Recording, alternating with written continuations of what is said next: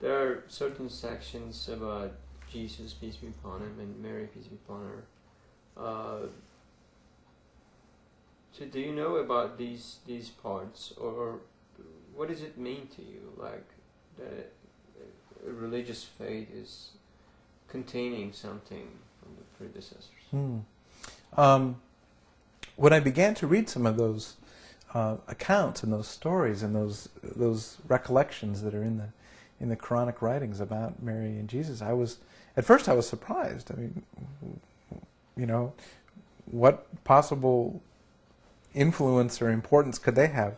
But then it was kind of reassuring. I mean, there was a sense of, again, of respecting the figures who had come before, of Moses and Abraham and Jesus and Mary, and seeing how they were part of a long line that Islam recognized and that the Quran gave witness to.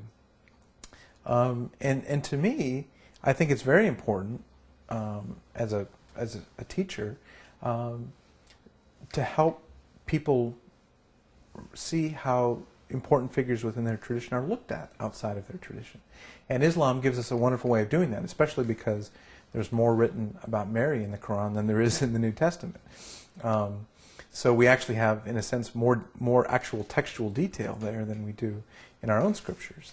And to look at that and see, the way that she's presented as a very powerful and important person, and as a model for the spiritual life. And to look at Jesus again, and to see him in his prophetic role in the Quranic writings, and how he brought a message, and to see, because then when we can look at that prophetic role, that brings us back in as Christians into the New Testament to see how that prophetic role can be lifted up again, because he has so many. There's such a rich picture that Christians have of him as a healer and a prophet.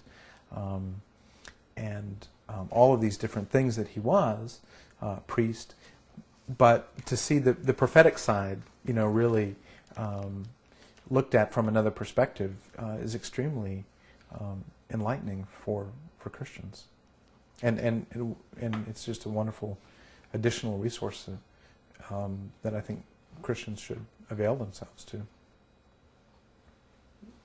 So